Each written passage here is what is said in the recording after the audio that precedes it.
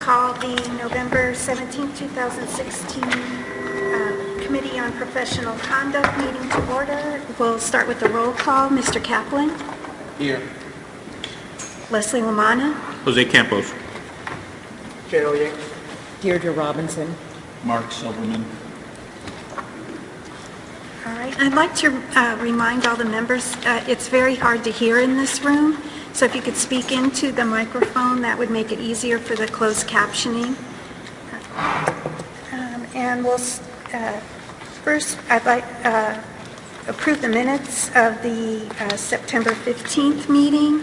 I move. So moved. Second.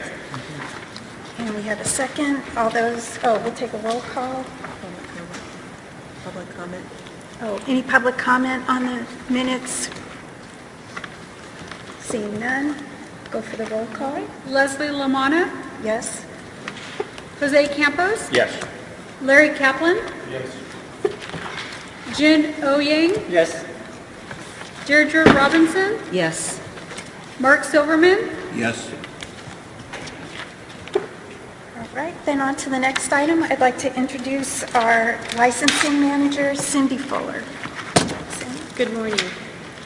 This agenda item provides the CBA an opportunity to discuss the recently adopted Statement on Standards for Continuing Professional Education Programs, which were jointly developed by the National Association of State Boards of Accountancy and the American Institute of CPAs. Going forward, I will refer to these as the standards, and staff have provided them as attachment 1. The CBA will be asked to determine if it wishes to incorporate any of the revised standards into the CBA regulations. Over the past 16 months, the CBA has been presented with information regarding proposed changes to the standards and its comparison to CBA regulations. In September 2015, the CBA provided its comments regarding the proposed standards, which are reflected in attachment 2. The standards became final September of 2016. The most significant changes to the standards are the addition of 2 new delivery methods for continuing education, nano-learning and blended learning. While a majority of the revisions pertain to provider requirements and provide clarification and uniformity to language and terminology, this agenda item will concentrate on the areas within the standards that pertain directly to CBA regulations. I've broken down the areas of consideration into 7 sections, which are identified with underline in the agenda item: nano-learning, blended learning, program measurement, live programs, self-study, program reporting, and group internet-based programs. With the concurrence of the chair, I will address each section and then turn it back over to the chair for discussion and answer any questions members may have.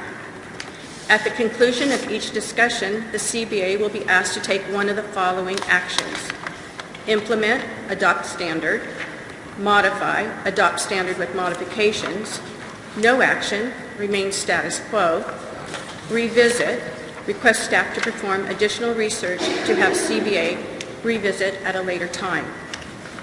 Please keep in mind that as the CBA takes action on the following sections, any subsequent actions may necessitate revisiting a previous section. Should the board decide to implement any of the standards, staff will develop draft language for a future meeting, at which time the board may direct staff to initiate the rulemaking process. Please note that the decisions made by the board today are not necessarily final. When staff bring back any proposed regulatory language, members will have an opportunity to evaluate their decisions rendered at this meeting. The first section, starting on page 3 of the report, discusses nano-learning and the standards that pertain to this new learning format. Presently, the CBA does not allow for this type of delivery method. The standards define nano-learning as a program designed to allow a participant to learn a given subject in a 10-minute time frame through the use of electronic media.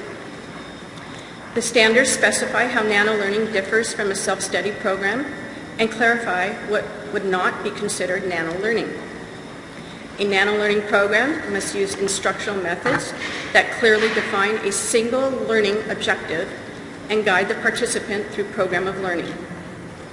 The standards state that a nano learning program is not a substitute for comprehensive programs addressing complex issues. Programs only requiring the reading of general professional literature, IRS publications, or reference manuals followed by an assessment are not acceptable. Additionally, the standards require a qualified assessment with a passing score of 100%, issuance of a certificate of completion, a retention policy of 5 years, and a program or course expiration date.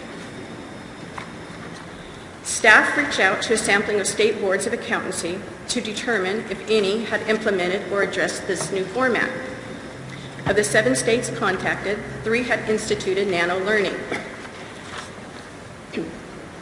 However, no licensee had yet to claim CE credit under this format.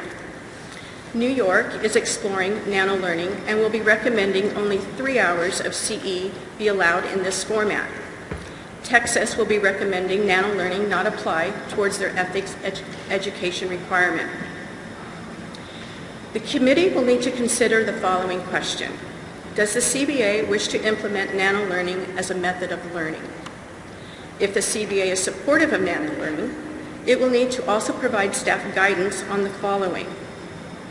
The standards state that nano learning is not a substitute for comprehensive programs addressing complex issues, but does not define complex issues.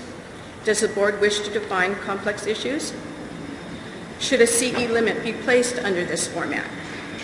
And 3, should this format be extended to any prescribed CE, such as ethics education, accounting and auditing, fraud?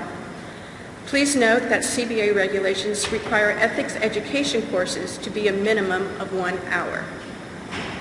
At this time, I'd like to turn it back over to the chair for discussion, keeping in mind that the CBA is asked to take one of the following actions: implement, modify, no action, revisit at a later time. Thank you. Any board members have, any committee members have any comments on this? Mr. Kaplan. Question about what we might exempt from. Can you get closer to the mic, Larry? I have a question about what we might exempt from nano learning. So ethics is Ethics, one or thing, maybe because that's sort of personal and fuzzy, for lack of a better word. Are there any other areas that might not be appropriate? maybe auditing. I was certainly in favor of the, so I don't have a problem with the nano learning being implemented.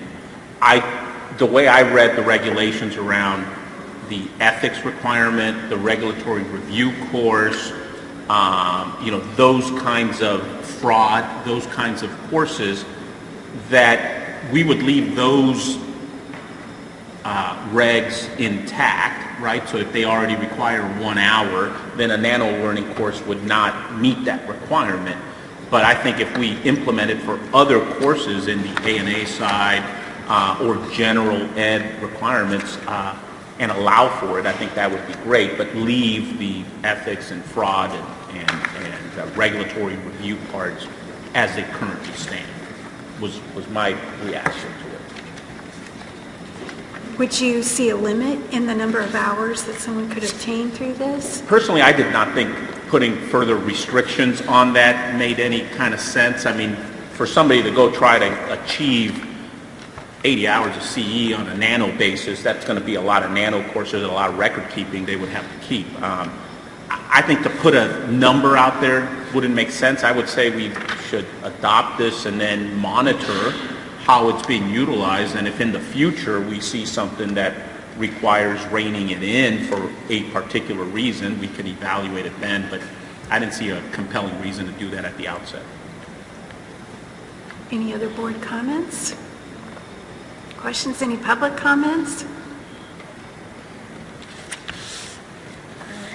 Chrissy?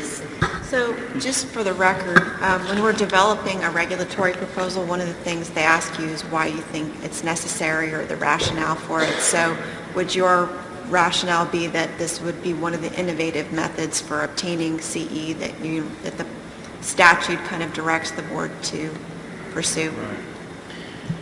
Yeah, no, good question. And I think there probably discussion we had when we were evaluating the exposure draft of this over the last year that we probably should glean from and capture in our rulemaking process, I guess. But the continuing innovation of technology methods, there are some finite things you can cover in 10-minute increments, and so the question about do we need to define complex issues, that wasn't overly compelling to me, just because I think there's naturally going to be only certain things that these nano learning courses are going to be able to cover, unless we see something. But primarily just the evolution of this, and it's a means that isn't flawed at the outset in terms of achieving some level of learning.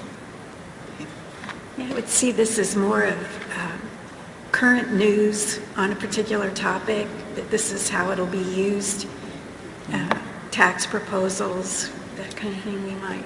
Yeah, NASBA demoed a number of these, I know, at the regional meetings and the annual meetings, and they were very well done. I mean, a few of these nano learning snapshots.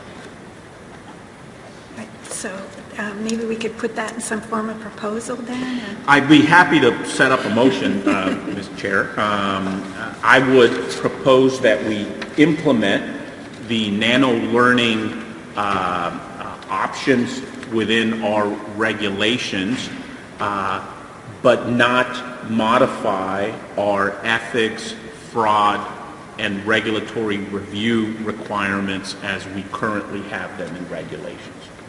Did you also want to include A&A or no? No. No. Okay, so you wouldn't want any accounting topics covered? No, I wouldn't want any Excluded. accounting topics excluded from a nano learning Okay. possibility. Okay. Is that a clear motion? All right. I second. All right. Any public comments? Then I will call for the roll. Mark Silverman, Yes. Deirdre Robinson, Yes. Jen Oyang, Yes. Larry Kaplan, Jose Campos, Yes. and Leslie Lamana. Yes. All right, then we'll go on to topic 2, the blended learning programs. That's on page 5. The second section found on page 5 of the report discusses blended learning and the standards pertaining to this new learning format. Presently, the CBA does not allow for this type of delivery method. The standards define blended learning as a program incorporating multiple learning methods. The standards require a blended learning program include learning objectives and instructional methods needed to guide the participant through the program. The standards require the issuance of a certificate of completion and a retention policy of 5 years. Staff reached out to NASBA to obtain a further understanding of this format. It was clarified that while a blended learning program could consist of multiple formats, the formats may only be comprised of certain elements. For example, a self-study format may not include a final assessment. Therefore, the multiple formats may not meet all requirements set forth in the CBA regulations. Additionally, the certificate of completion for a blended learning program would not provide a breakdown of the multiple formats used in the course. Staff reached out to other state boards of accountancy to inquire how they were approaching this format. With the exception of Maryland, no state had implemented this format. Most boards contacted had yet to explore or form an opinion regarding this format. The committee will need to consider the following question. Does the CBA wish to implement blended learning as a method of learning? If the CBA is supportive of blended learning, it will need to provide staff guidance on the following. Should a CE limit be placed under this format? At this time, I'd like to turn it back over to the chair for discussion, keeping in mind that the CBA is asked to take one of the following actions: implement, modify, no action, revisit at a later time. All right, any committee comments on blended learning?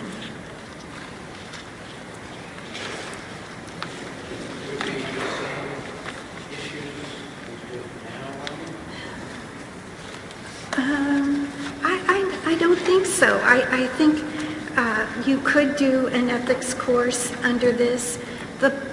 They've given a new name to something that I think is really not that complicated. If you go through the details of what they've proposed, it's not too different than what we already have.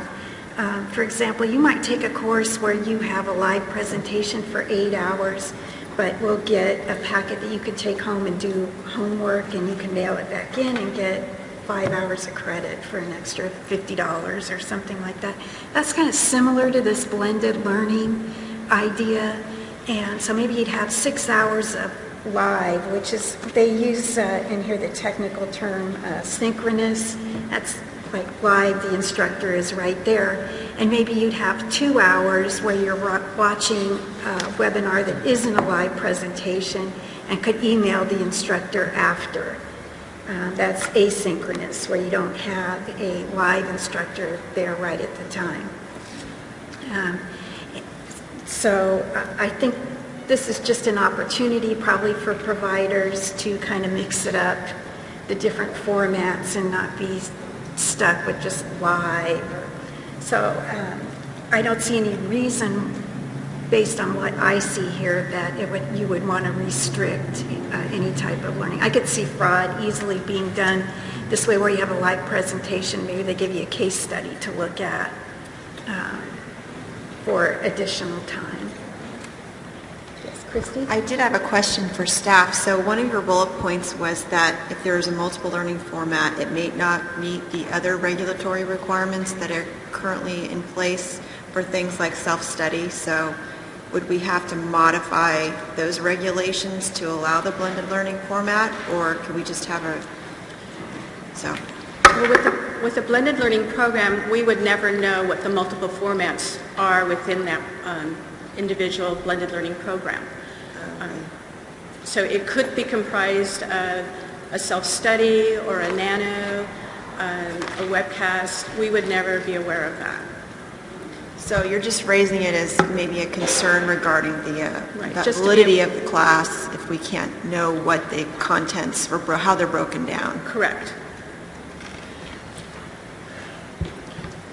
If we do go with the NASBA format, though, they do look at it as to what is the primary mode. So if it's a live event, then they would follow that. Okay. And it could be broken up into, if, let's say it's 4 hours of live, then under our rules, there doesn't have to be engagement. But for the self-study portion, they would have to answer questions, just like they do with the self-study. Now they'd have to engage in some way, or have a polling question, or if it's a webcast, they would still be following those requirements. We just wouldn't see the breakdown. We would be told whether it met the requirements of the blended learning. So our staff, my understanding is our staff doesn't have to go back through and break that all up. It would be done under the blended learning for them. They would be told it just qualifies under blended learning. Yeah, and I was trying to, picking on Christy's question, the only part of, I'm supportive of the blended learning option. What was unclear to me is whether the self-study regulations that we have in there would somehow inherently make it prohibitive on the blended learning side. And you wouldn't know the breakdown of it, so presumably if we adopted blended learning as an option that was acceptable, that was documented on some course completion as a blended learning item that was certified, and you got a completion certificate, that you would just take those hours and recognize those hours as appropriate under our regs, regardless of what portion of that was self-study, nano, live, group, or what have you, right? So if we adopted something like that, would the fact that we have separate self-study regulations or nano learning regulations create a conflict with what's underneath the blended learning? And my gut says no, that you clearly establish blended learning is an available option, and you wouldn't have to necessarily go to these other parts of the regs to assess what part of the blended would. I think that's why they've broken this out as a Separate topic, yeah. rather than dividing courses up into it's 4 hours of this, 2 hours of that. If you accept the blended learning, then you're there. And you'll see as we go further under the other topics, where we're talking about live and the differences between what we have and what NASBA has. And we're actually more flexible than NASBA. So it's a question of, do we want to move toward their standard or continue with the flexibility that we have? And we'll see that. But we don't have anything in our regs that says something like blended learning. I mean, you Not at would this then have point. to try to pigeonhole it into our regs to qualify it, which would cause, I think, more problems. So. Well, the idea that you raised with whatever the primary method is of delivery, then that reg would apply, maybe that would be our answer to how we would implement in California, but I don't know that. I'm sure think that'll we would- change, though. I assume I that think with this would be CPE standard, a that's going to separate change. section. I think this blended learning would be a separate section. And Right. as long as they've qualified under the NASBA regs and received acceptance under that, if we wouldn't be dividing it up. This is a new area. Can I propose a motion? I propose that we implement blended learning as an acceptable alternative for CPE regulatory requirements. Okay, so I have a first from Mr. Campos. Do I have a second? Second. Second from Ms. Robinson. Any public comments? Then I'll call for the vote. Well, before we, I mean, I did not try to qualify that one as to regulatory review and things like that, fraud.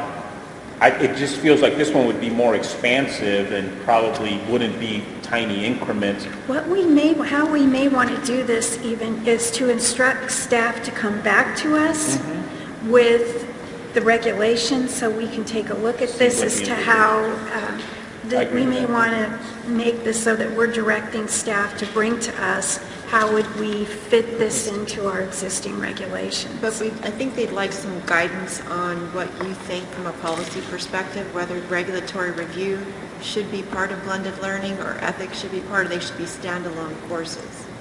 Do you see what I'm saying? I I'd see, think they'd be standalone, like we have webcasts, we have live, and we have blended. Okay. And the requirements to get your continuing education from blended would be different than a webinar, that it would stand on its own. yeah, the reason this one doesn't need, I think, a qualifier is Nano was a 10-minute increment, and our reg, fraud, ethics all say 50-minute kind of increments, and so clearly those wouldn't go together. This one, I think the nature is going to be that these are probably going to be longer in term, and to the extent that somebody develops something that's deemed acceptable and it falls into the existing requirements, it'll probably fit So in. no time limitation or content limitations? Right.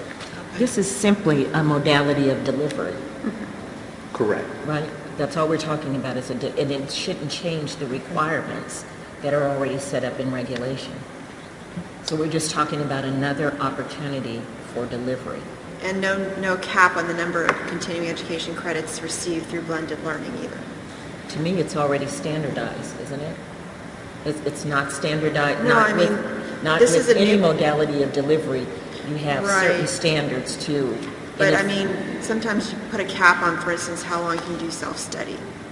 So how many CE you can do through self-study versus in live versus, I don't believe we have a cap on no, that was the self-study. idea that staff brought forward.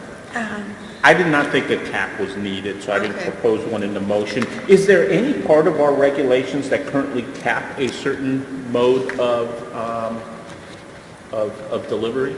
Not a delivery method, but for teaching, there's a cap for 25%, that. yeah. Writing published articles, those types of issues. Yeah. Reviewing publications. Saw that. So I'm still good with my motion. Okay. And we wanted more direction. Maybe staff wants to look at how NASBA has outlined this how they are allowing credit. That might be something that they're looking at, if it's mostly a webinar, if it's mostly live learning, that's the standard that's being used? Do we? I think it's just going to say blended. Okay. And if it meets the qualifications under Yep. blended, all right. All right. So any other comments before I call for the vote? All right. Public comments? Public comments? Okay. Jun Oh-Yang, Yes. Deirdre Robinson, Yes. Mark Silverman, Yes. Larry Kaplan, Jose Campos, Yes. and Leslie Lamona. Yes. Okay, we'll now go on to topic number 3, which is page 6 of the Were first those the only memorandum. two topics on? This is topic 3. Okay. Yes, Okay, it is. Ms. Cole. Section 3, page 6 of the report discusses program measurements for all delivery methods and the standards pertaining to this requirement. The standards allow CE credit to be earned in 1/5 and 1/2 increments after the initial first full credit is earned, with the exception of nano learning, which can only be awarded in 1/5 credit. CBA regulations only allow CE credit to be earned in half-hour increments once the first full credit is earned. The committee will need to consider the following question.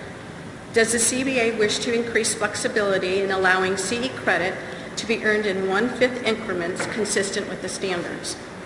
At this time, I'd like to turn it back over to the chair for discussion, keeping in mind the CBA is asked to take one of the following actions: implement, modify, no action, revisit at a later time. Okay, I think we've already agreed on the 10-minute standard, so now would we want to also apply that to other types of learning, allow that for, Well, we would have to modify this, right, to allow for nano learning since it's a different part of the regs. I assume that the original motion would have covered the cascading effect of where that would need to change, but if we need a separate motion specific to program measurements, I'd be happy to do that. all right. But did I misunderstand that the first time? I mean, if we adopted nano learning, wouldn't that automatically then say you need to modify the program measurement? Yeah, so it's the question of, do we also want to have that for all the learning formats? Instead of we now have a 1-hour minimum? Great point. So this is really basically after the first full credit is earned. So like for live programs, webcast programs, you earn after your first full credit after the first 50 minutes or 1 hour. For self-study, it's after the first half hour. And so the standards are saying that after that first full credit, you can now begin earning it in 1/5 increments thereon. But nano learning can only be earned in 1/5. It's only a 10-minute program.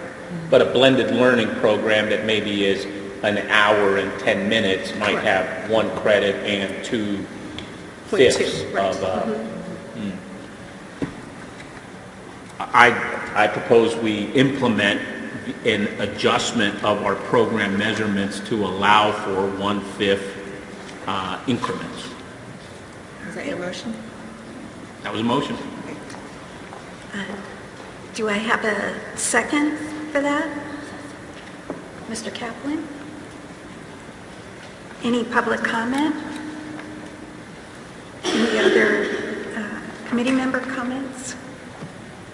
Then I will call for the roll. Jose Campos, Yes. Leslie Lamona, Yes? Larry Kaplan, Yes. Deirdre Robinson, Yes. Mark Silverman, Yes. Jun Oh-Yang, Yes. All right, then we'll go on to topic 4, which is... Excuse me. The fourth section, the bottom of page 6 of the report, discusses group live programs and the standards pertaining to this program. The standards clarify that live programs are determined based on how the participant consumes the learning and not by the technology used in delivery, require at least one element of engagement during each CE credit, and identify that a real-time instructor is required. The standards also allow CE credit to be awarded based on the original presentation for recorded group life programs with no real-time instructor. When discussing this section, staff recommend the CBA consider the following, which CBA regulations are presently silent on. CBA regulations allow for various types of live programs but do not identify the settings set forth in the standards. CBA regulations do not require elements of engagement for live programs. CBA regulations do not specify that a real-time instructor is required for live programs. CBA regulations award CE credit based on self-study measurements for group live programs with no real-time instructor, not by the original presentation. The committee will need to consider the following question. Does the CBA wish to make changes regarding live programs consistent with the standards?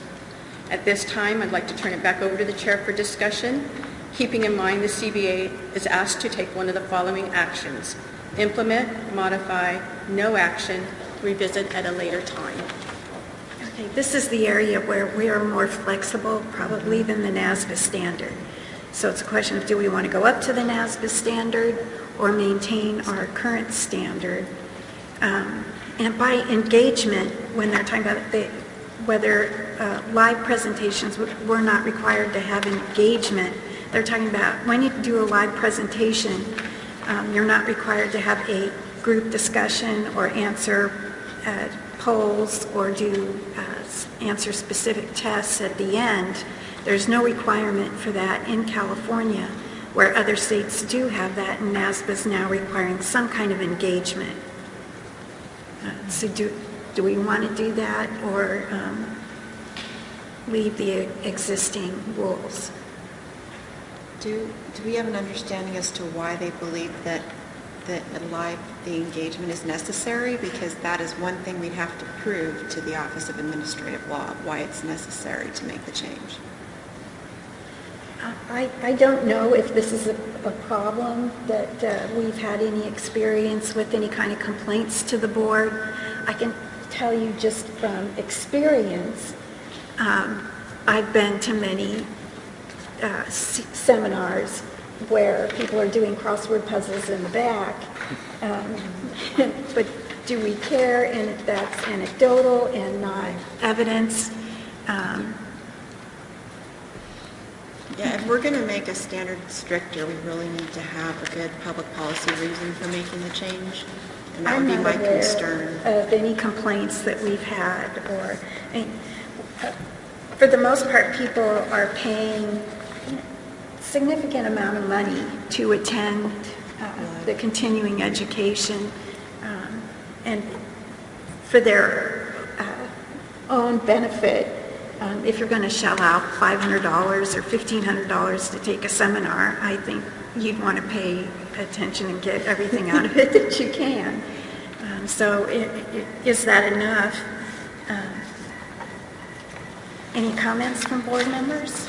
I would just leave the status quo, at this time, and, along with any new things that we're implementing, we can just keep monitoring what the results of our CPE structure is. Any public comments? All right, anyone care to make a motion? Anyone I don't else? think we need one if we're just going to go status quo, right?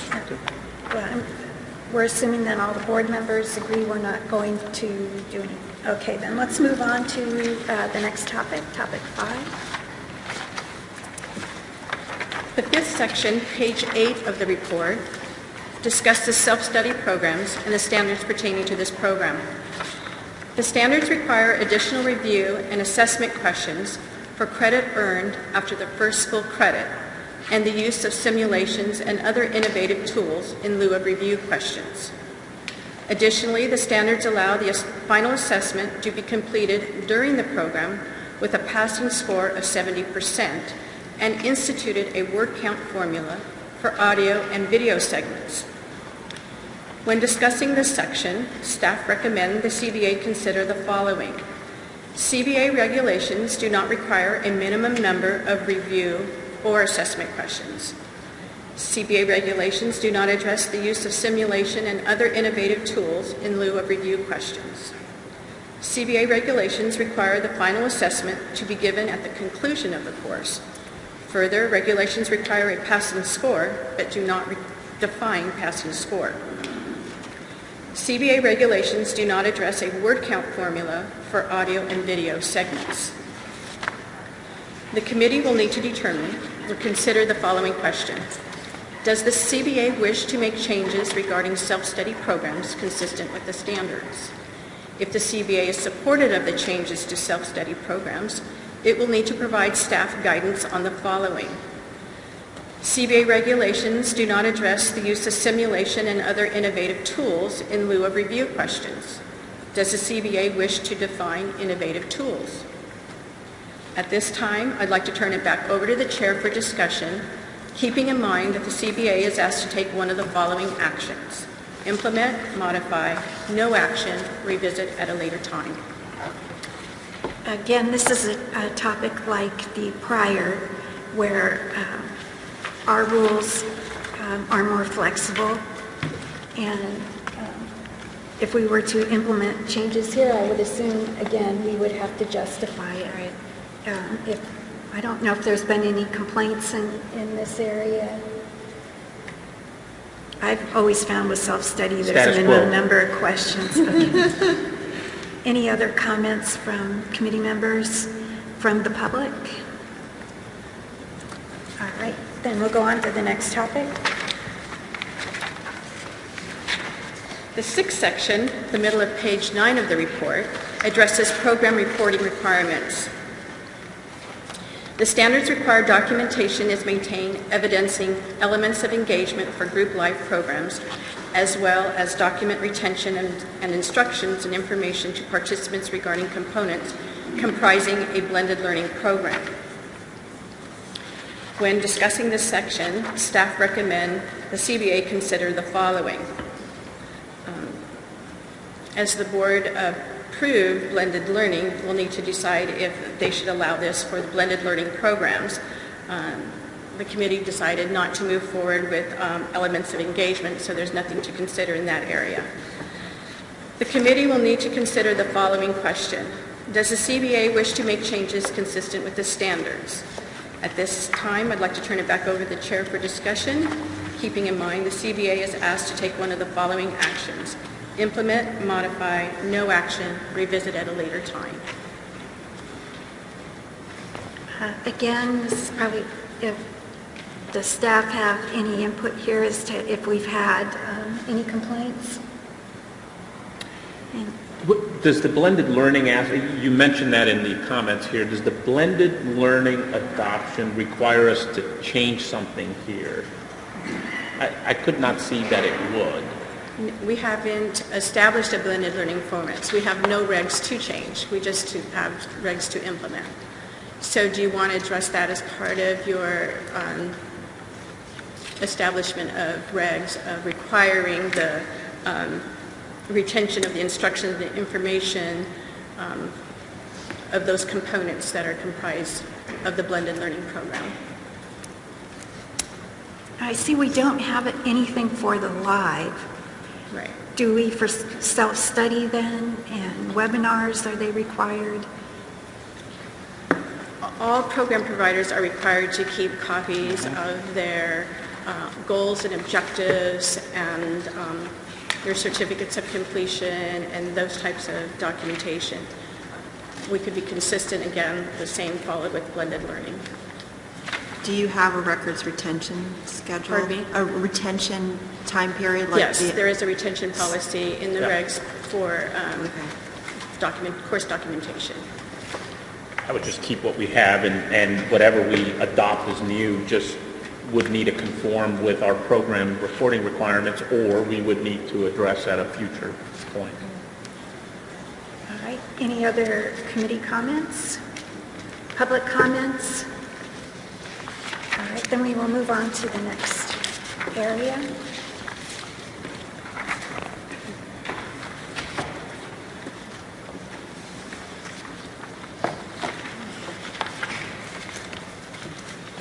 This is on the group internet-based programs.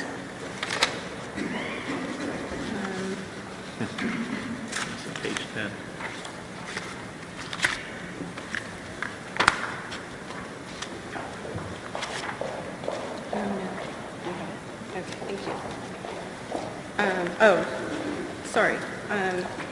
The final section, page 10 of the report, addresses group internet-based programs. The standards clarify that group internet-based programs are determined based on how the participant consumes the learning and not by the technology used in delivery. The standards provide setting examples, but stipulate the settings are not limited to these specific examples. When deliberating this section, staff recommend the CBA consider the following. CBA regulations do not provide setting examples for webcast programs. The board elected not to address this in the live programs, so I'm not sure if they want to move forward with this for webcast. The committee will need to consider the following question.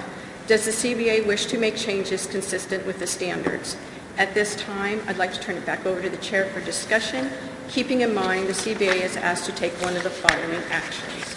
Implement, modify, no action, revisit at a later time.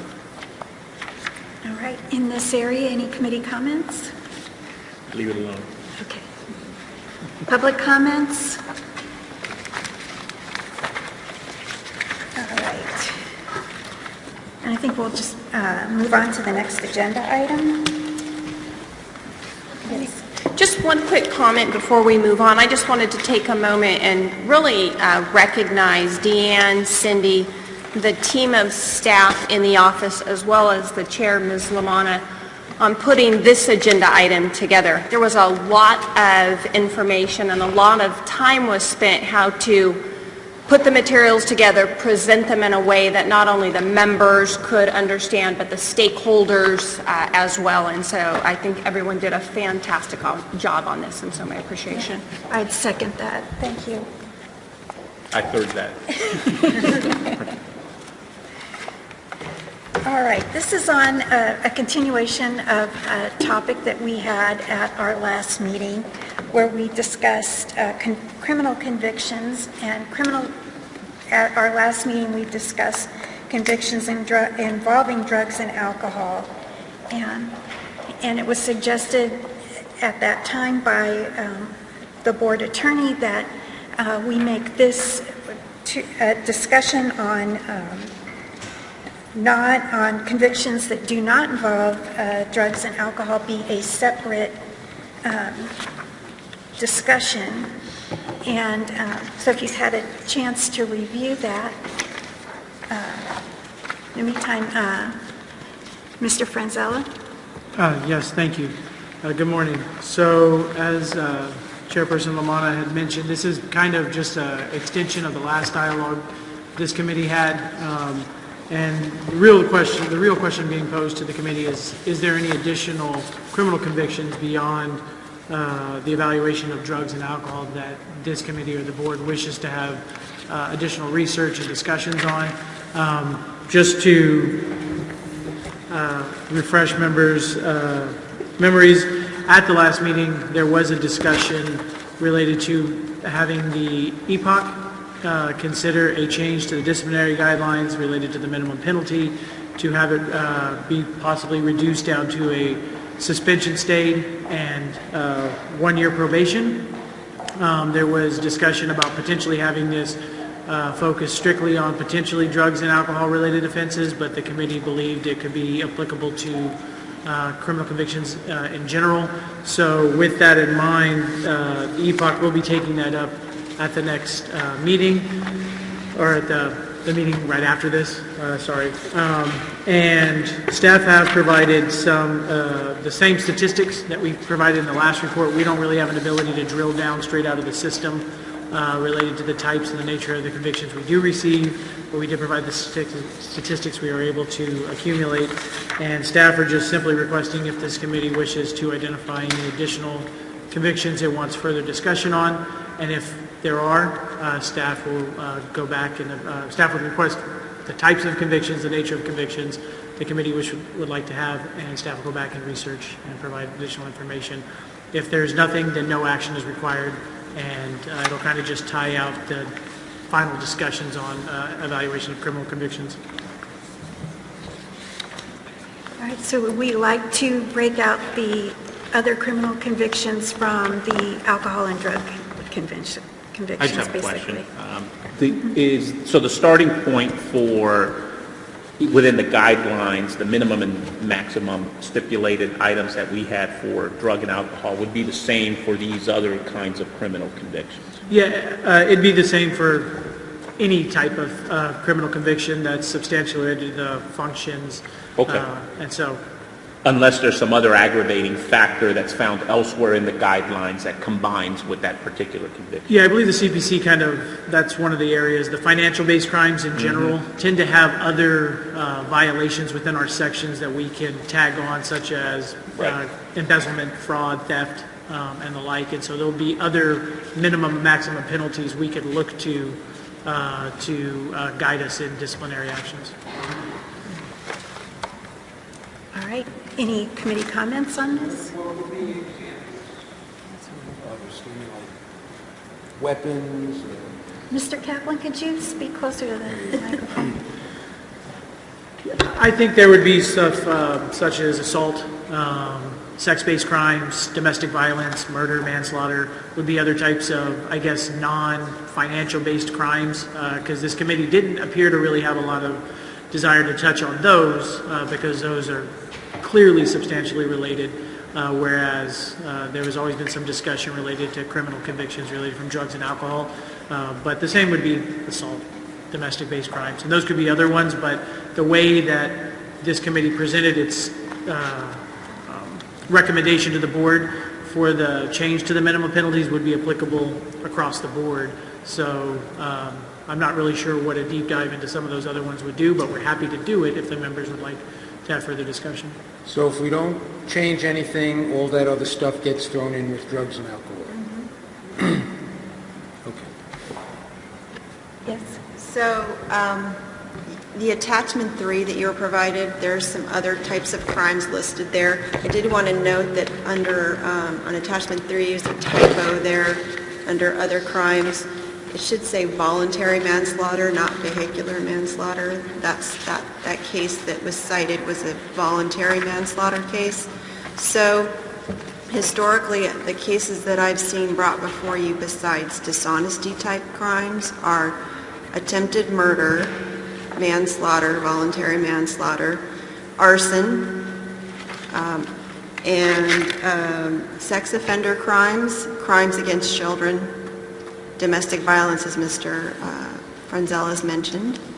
So those are the other types of crimes besides drugs and alcohol-related crimes that I've seen that were considered substantially related. And yes, they would be, if the change occurred to the guidelines, they would be evaluated at the same 1-year minimum penalty as the others. I don't think any changes are needed. Yeah. That's good.